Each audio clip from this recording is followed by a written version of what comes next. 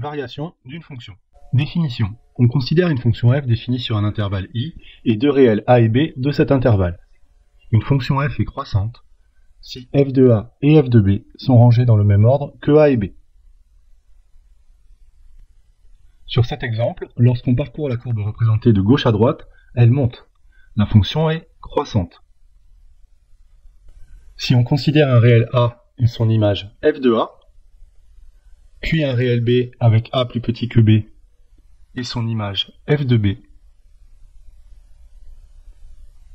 on a bien f de a et f de b qui sont rangés dans le même ordre que a et b. On peut résumer les variations dans un tableau avec sur la première ligne les valeurs de x et sur la deuxième les valeurs et variations de f. On indique par une flèche qui monte que la fonction f est croissante de f de a jusqu'à f de b. Deuxième définition. On considère une fonction g définie sur un intervalle i et deux réels a et b de cet intervalle. Une fonction g est décroissante si g de a et g de b sont rangés dans l'ordre contraire de a et b. Sur cet exemple, lorsqu'on parcourt la courbe représentée de gauche à droite, elle descend. La fonction est décroissante. Si on considère un réel a et son image g de a, puis un réel b avec a plus petit que b, et son image g de b, on a bien g de a et g de b qui sont rangés dans l'ordre contraire de a et b. On peut résumer les variations dans un tableau, avec sur la première ligne les valeurs de x, et sur la deuxième les valeurs et variations de g. On indique par une flèche qui descend que la fonction g est décroissante de g de a vers g de b. Exemple. On considère la fonction h représentée et définie sur l'intervalle moins de 5. On va établir par lecture graphique son tableau de variation. Quand x augmente sur l'intervalle moins de 1, h de x diminue. h est donc décroissante sur cet intervalle. On positionne dans le tableau les valeurs de x, moins 2 et 1. On indique que h est décroissante par une flèche qui descend. Puis on note les images de moins 2 et 1 par la fonction h. h de moins 2 est égal à 4. Et h de 1 est égal à 1.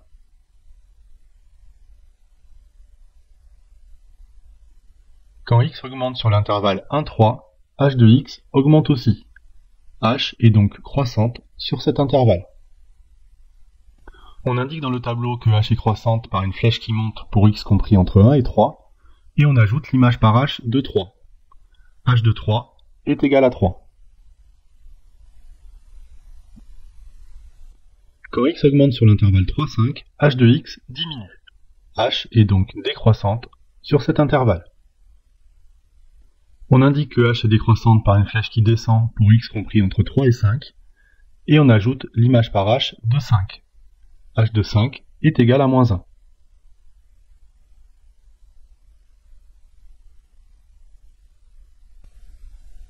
Extrémum d'une fonction.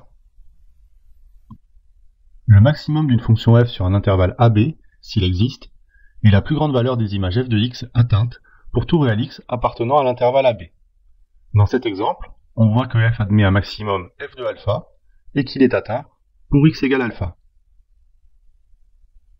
On dit que f de alpha est le maximum de f sur l'intervalle AB et qu'il est atteint en alpha. Le minimum d'une fonction g sur un intervalle AB, s'il existe, est la plus petite valeur des images g de x atteintes pour tout réel x appartenant à l'intervalle AB. Dans cet exemple, on voit que g admet un minimum g de alpha et qu'il est atteint pour x égale alpha. On dit que g de alpha est le minimum de g sur l'intervalle AB et qu'il est atteint en alpha. Exemple. On considère la fonction f définie sur l'intervalle moins 6, 5. On nous donne son tableau de variation. Nous allons chercher, s'ils existent, les extrémums de la fonction f. On cherche d'abord si f a un maximum sur l'intervalle moins 6, 5. Pour cela, on parcourt le tableau de variation. f est croissante entre moins 6 et moins 1 et prend des valeurs entre 4 et 7. 7 est donc un maximum pour f sur l'intervalle moins 6, moins 1. Ensuite, f est décroissante entre moins 1 et 3. Donc 7 reste un maximum pour f. Puis f est croissante entre 3 et 5, mais prend des valeurs entre moins 3 et moins 1. Donc 7 est bien la plus grande valeur des images f de x sur l'intervalle moins 6, 5. On peut conclure que f admet pour maximum 7 sur l'intervalle moins 6, 5 et qu'il est atteint pour x égale moins 1. On cherche maintenant si la fonction f admet un minimum sur l'intervalle moins 6, 5. f est croissante entre moins 6 et moins 1 et prend des valeurs entre 4 et 7. Donc 4 est un minimum pour la fonction f sur l'intervalle moins 6, moins 1. f est décroissante entre moins 1 et 3 et prend des valeurs entre 7 et moins 3. Donc moins 3 est un minimum pour la fonction f entre moins 6 et 3. Puis f est croissante entre 3 et 5, donc moins 3 est la plus petite valeur des images f de x sur l'intervalle moins 6, 5. On conclut que f admet moins 3 pour minimum sur l'intervalle moins 6, 5 et qu'il est atteint pour x égale 3.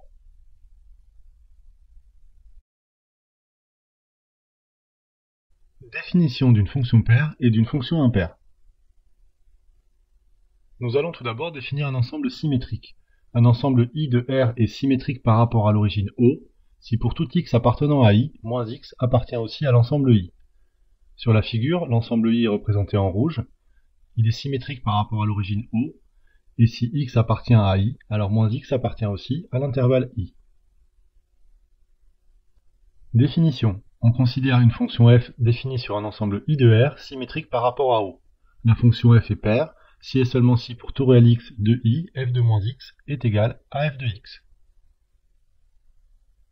La fonction f est impaire si et seulement si pour tout réel x de I, f de moins x est égal à moins f de x.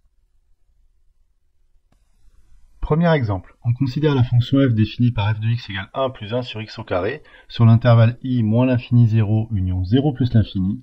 On va montrer que la fonction f est paire.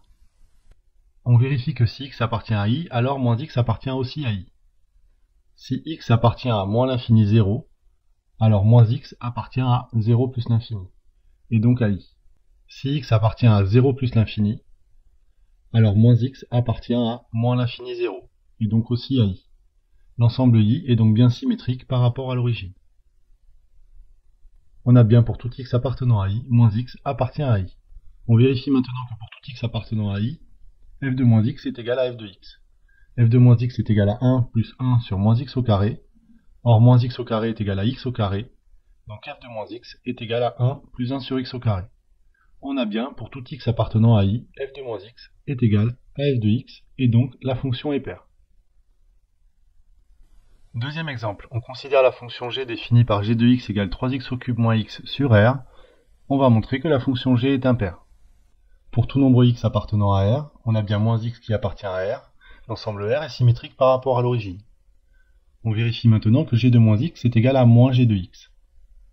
G de moins x est égal à 3 fois moins x au cube moins moins x. Moins x, le tout au cube, est égal à moins x fois moins x, qui est égal à moins x au cube. Et moins x est égal à plus x. Donc g de moins x est égal à 3 fois moins x au cube plus x, qui donne moins 3x au cube plus x. Moins 3x au cube plus x est égal à moins 1 fois 3x au cube plus moins 1 fois moins x, qui donne moins 1 fois 3x au cube moins x en factorisant. Et donc moins, entre parenthèses, 3x au cube moins x.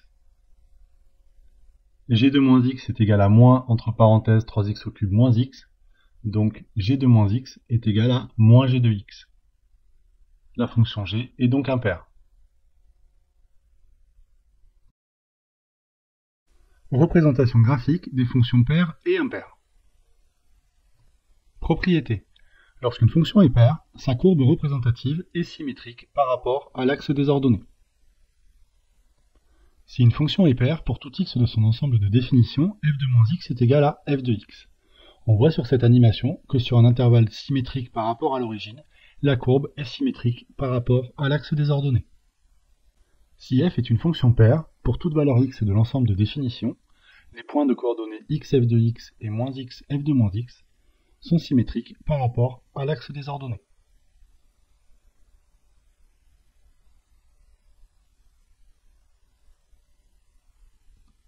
Propriété. Lorsqu'une fonction est impaire, sa représentation graphique est symétrique par rapport à l'origine du repère.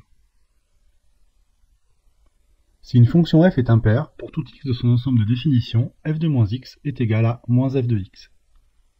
On voit sur cette animation que sur un intervalle centré en 0, la courbe est symétrique par rapport à O, l'origine du repère.